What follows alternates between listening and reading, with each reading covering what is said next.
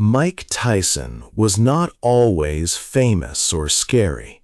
Before he was the most feared man on the planet, he was a frightened 11-year-old boy.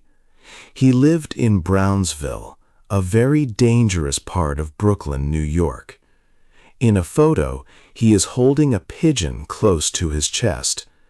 This was before he learned to destroy men in a boxing ring, before he held 3 world heavyweight titles, and before many problems in his adult life. He kept pigeons because they were the only things he felt safe loving. This picture makes us ask, how does a scared boy like this become a global icon of violence and destructive power? Michael Gerard Tyson was born on June 30, 1966, in Brooklyn. His family soon moved to Brownsville. This area was known for its extreme poverty and high crime. It was called the murder capital of New York. Mike's father left before he was 2 years old. His mother was an alcoholic and died when Mike was just 16. These sad events created the grim reality of his early life. As a child, Mike was small and quiet. He wore glasses and had a lisp, which means he spoke with a special sound for some letters. Because of this, bigger kids often picked on him. In Brownsville, being weak made you a target. He learned to fight and soon joined a group that committed small crimes. When he was 10, he joined a local gang. By the age of 11, he had already tried drugs. He also started getting arrested. By the time Mike was 13 years old, police had arrested him 38 times.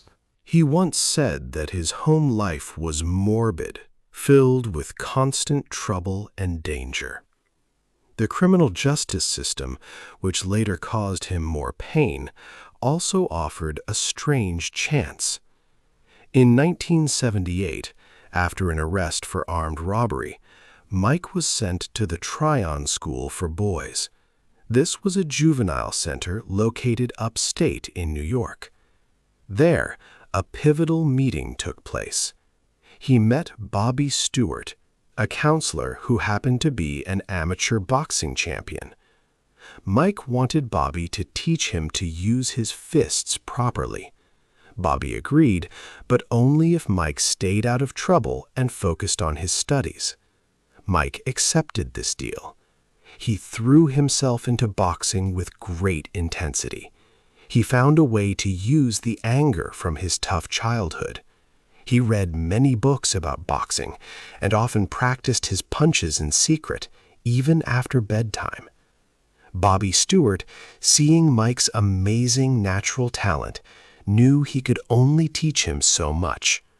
So, in 1980, Stewart introduced Mike to a legendary boxing coach named Cus D'Amato. Just as the criminal justice system seemed ready to swallow him whole, this chance meeting at an upstate juvenile center introduced this violent boy to an old man who would turn his fists into deadly weapons. 2. A new father. Constantine Cus D'Amato was an old boxing legend when he met Mike Tyson. Cus was 73 years old, and Mike was only 14. This old man trained champions like Floyd Patterson. He saw something special in the young boy from Brownsville who had faced so much trouble. Cus offered Mike a home, giving him a warm bed and regular meals. It was the first truly safe place Mike had ever known. He became more than a coach. He became a father figure to the motherless boy.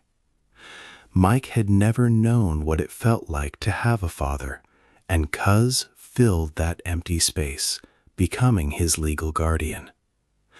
Cus gave Mike a strict daily routine. By day, Mike went to Catskill High School. In the evenings, he trained hard in the gym. Cus taught him a special boxing style called peekaboo.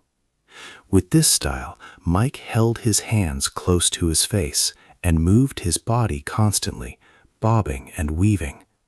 This made him very hard to hit and gave him strong defense. Mike was shorter and wider than many heavyweights, but Cus saw this as a great strength, not a weakness. Beyond the physical training, Cus used powerful psychological methods. He spoke to Mike about fear, teaching him it was not an enemy. Instead, fear could be used as fuel. Cus explained that the best fighters learn to change their fear into strong, fast aggression. This lesson was important for Mike, who had grown up in a dangerous place. He had learned to fight just to survive. Now, Cus helped him use that same energy in a controlled way inside the boxing ring. Mike learned to turn his anger and difficult past into a powerful, controlled force.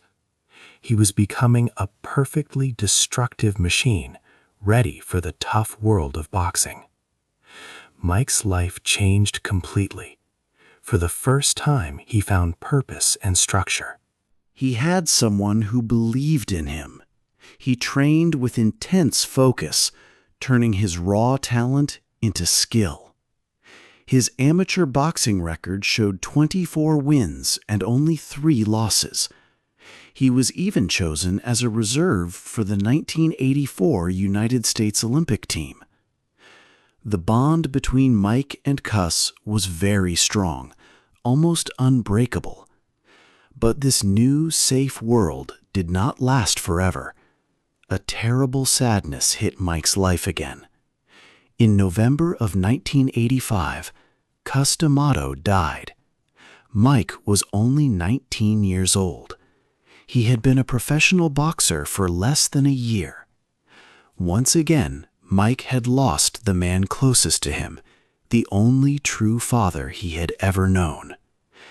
This sudden loss left a powerful fighter, a deadly weapon, alone in the world without its safety catch, just as his professional career was beginning. 3. The Young King. Mike Tyson began his amazing rise in professional boxing. He started his career in March 1985. What happened next was truly special in heavyweight boxing history. Tyson won his first 19 fights by knocking out his opponents. 12 of these knockouts happened in the very first round. He showed incredible speed and power. He was a merciless fighter who would attack with great force from the moment the bell rang.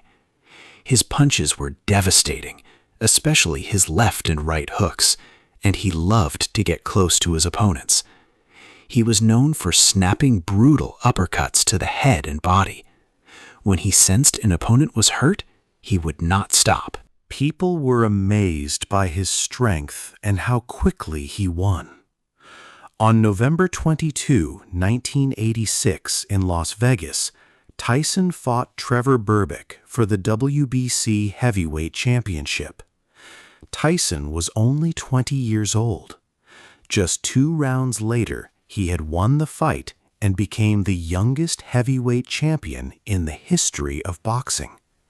This was a huge moment for the young fighter. He continued to win more titles. He was the first heavyweight boxer to hold 3 major titles at the same time, the WBA, WBC, and IBF belts. He was also the only heavyweight to unify them one after another. His greatest moment came in June 1988 when he fought Michael Spinks. Spinks was a former champion and had never lost a fight, but Tyson defeated him very quickly. The fight lasted only 91 seconds in the first round. Most people had not even sat down before the fight was over. Tyson, at his best, was like a powerful machine in the boxing world. He had explosive speed, amazing punching power in both hands, and a low center of gravity that made him very hard to knock down. His boxing intelligence, which Cus D'Amato had taught him, made him a unique fighter. He seemed totally invincible to the world. He completely dismantled his opponents. His ferocious wins, like against the unbeaten Sphinx, showed he was a force of nature. But even with all his shiny championship belts and millions of dollars, dark problems were starting to grow inside him. 4. The Big Fall. After Constantine Cus D'Amato passed away in 1985, the protective walls around Mike Tyson started to collapse completely. He had lost the structure and discipline that D'Amato provided, leaving him without his most important guide. Into this void stepped Don King, a controversial boxing promoter. King quickly became a major force in Tyson's life, but their working relationship would later end badly, with Tyson suing King for financial mismanagement and claiming exploitation. This period saw Tyson's huge earnings start to disappear. Tyson's personal life also became troubled. In February 1988, he married actress Robin Givens. The marriage was difficult from the start. In a television interview, Givens openly described her life with Tyson as torture and pure hell. She also spoke about Tyson having manic-depressive tendencies. This troubled marriage lasted less than a year and ended in a costly divorce settlement, which reportedly cost Tyson around $10 million. This was just one of many financial problems that would happen later. Without D'Amato, Tyson's disciplined training methods suffered. He made a critical mistake by firing Kevin Rooney, the trainer who had been the main person keeping D'Amato's unique boxing system in place. Rooney was known as the true genius behind Tyson's fighting style. Without him, Tyson lost the technical skill that made him so amazing. He started to depend more on his raw power and aggression.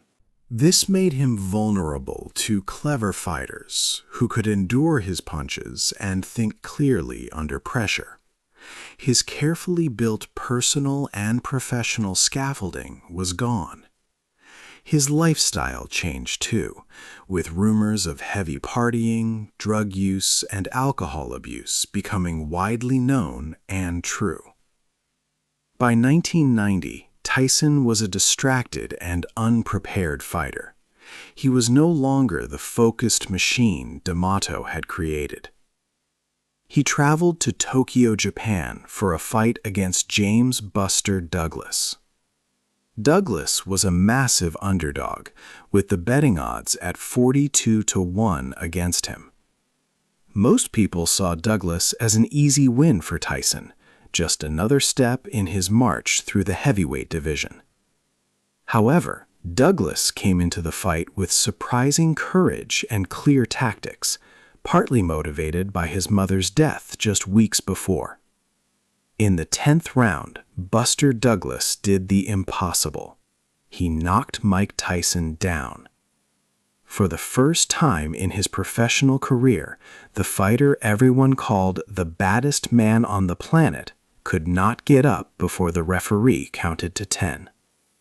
This stunning upset shocked the entire globe and proved that even the seemingly invincible monster could bleed. 5. Time in prison. The boxing world changed greatly after Mike Tyson's loss to Buster Douglas, but a bigger fall was still to come. In 1991, Tyson went to Indianapolis for a beauty pageant event. Here, he met a college student named Desiree Washington. What happened next led to serious legal trouble for Tyson. Washington said that Tyson raped her in his hotel room in the early hours of July 19th. She reported this to the hospital the next day, July 20th, 1991. Tyson was arrested and charged with 1 count of rape, 2 counts of criminal deviant conduct, and 1 count of criminal confinement. These charges were very serious and could mean many years in prison, up to 63 years. The trial began in January 1992. It quickly became a huge news story around the world, attracting over 100 news organizations who wanted to cover every detail. The case made people talk a lot about date rape, how famous people are held responsible, and fairness in the justice system. It was a big cultural event. During the trial, Tyson's defense lawyer made some choices that hurt his case, like putting Tyson himself on the stand to testify. When asked what he told Washington, Tyson said he just wanted to her. Many believed this statement made him look bad to the jury. After almost 10 hours of thinking, the jury gave their decision: guilty. Tyson was found guilty of the charges. He was sentenced to serve 6 years in prison, followed by 4 years of probation. Tyson always said he was innocent. Before his sentencing, he stated clearly, "I have not raped anyone, tried to rape anyone by any means." He repeated this claim in his later memoir and interviews. However, the Indiana Court of Appeals upheld the conviction. In April 1992, Mike Tyson went to the Indiana Youth Center. He stayed there for less than 3 years, being released in March 1995. While in prison, he got tattoos of important figures like Arthur Ashe, a tennis player, and Mao Zedong, the Chinese communist leader. The time in prison changed him deeply. He came out with a hardened heart. He seemed more defiant and determined to make a strong return. His famous face tattoo, which he got later, would become a clear sign of this new, intimidating person. Meanwhile, Desiree Washington's life was also deeply affected. She became quiet and did not trust people easily. The world wondered what kind of unpredictable man, a multi-millionaire champion, would step back into the spotlight after such a dramatic fall. 6. The crazy fight. After serving his time in prison, the world eagerly awaited Mike Tyson's return to boxing.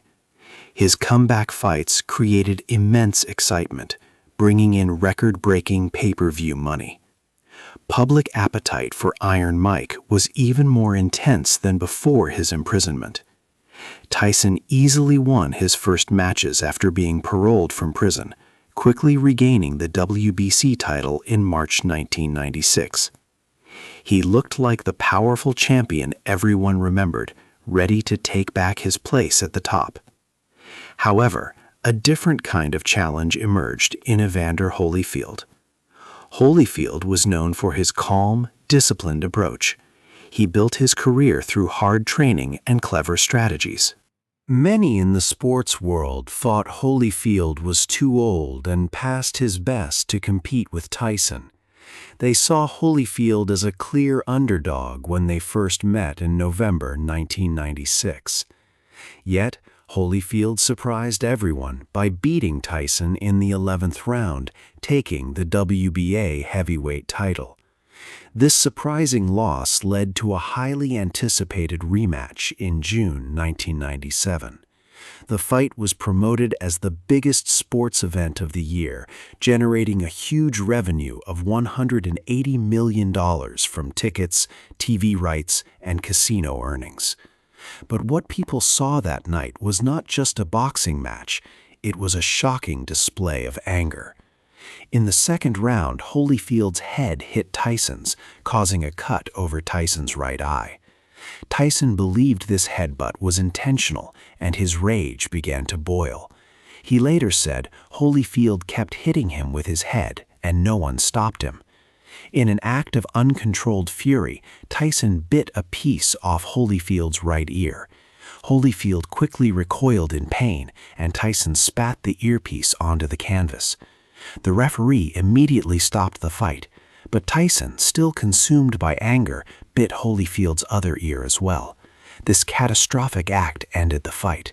Tyson was disqualified and fined $3 million. Holyfield needed 8 stitches for his ear, but later stated he held no grudge. This infamous bite fight was seen by millions worldwide, leaving everyone shocked and questioning if Tyson's mind was truly broken forever. It became a legendary, disturbing moment in sports history. 7. Losing it all. After the infamous bite in the ring, Mike Tyson's life seemed to lose all control. The hundreds of millions of dollars he had earned during his boxing career, a fortune that once reached over $400 million, quickly began to vanish. He spent money without thinking, indulging in great extravagance. He bought luxurious homes, shiny cars, and expensive clothes. He also threw many wild parties. One of his most talked about purchases was keeping pet Siberian tigers, which he loved, but which cost a shocking $4,000 every single day for their care. These tigers showed just how much money was being poured out. His life outside the ring became a painful downward spiral. Tyson battled severe problems with drugs and alcohol, often leading to brushes with the law. He frequently sought help at rehabilitation centers, trying to conquer his addictions and depression. The man who had once been the youngest heavyweight champion, a symbol of power and invincibility, now faced financial ruin. By 2003, he was forced to declare bankruptcy, owing more than $20 million. It was a stark fall from being one of the richest athletes in the world.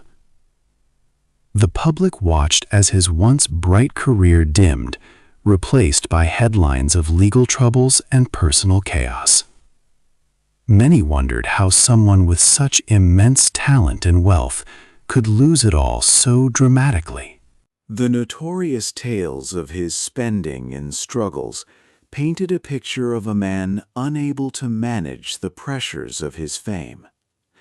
Then, in 2009, an unimaginable sorrow struck. His 4-year-old daughter, Exodus, tragically died in an accident at home.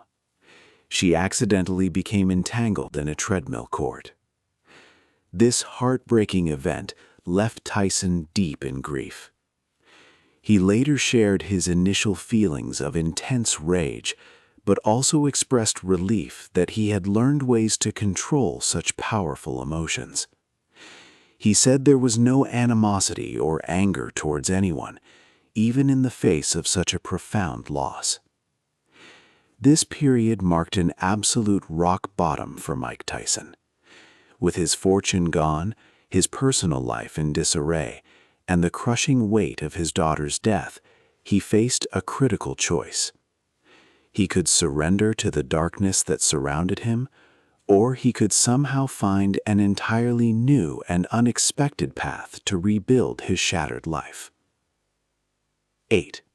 The end of the story. After years of challenges and public struggles, Mike Tyson began a new, surprising part of his life. He showed a different side to the world. First, he created a one-man Broadway show called Undisputed Truth. In this show, he stood alone on stage, openly sharing his life story. He talked about his difficult childhood, his time in prison, his problems with money and addiction, and his failures as a husband and father. People watched him speak with candor, seeing a man who had faced many demons. Later, Tyson started a very successful business focused on cannabis products. He bought a large area in California called Tyson Ranch, aiming to make it a place for people interested in marijuana. This new venture showed his ability to reinvent himself and find success outside the boxing ring. He also found more stability in his personal life, especially with his third wife, Lakeisha Spicer. This was a big change for someone whose earlier life was full of turbulence. Then, at 58 years old, Mike Tyson surprised the world again. He returned to boxing to fight Jake Paul, a young YouTuber. This fight was watched by about 65 million people globally on Netflix. Many worried about Tyson's health. He had been sick and lost much blood before the fight. People wondered why an older man with health issues would fight someone so much younger. The main reason was money. Despite earning hundreds of millions earlier, he had lost most of it. This fight gave him around $20 million, which greatly helped his finances. Tyson's life shows a complicated legacy. He was the fearsome boxer, known for his power, but also the small bullied boy who found comfort in pigeons. He has kept pigeons his entire life, from his tough days in Brooklyn to his global fame. These birds connect him to his past and bring him peace. They represent a gentle, quiet side of the man everyone knew as Iron Mike. His story makes us think deeply. Was he simply a tragic figure who wasted his gifts, or a strong survivor who overcame huge obstacles? Perhaps both are true.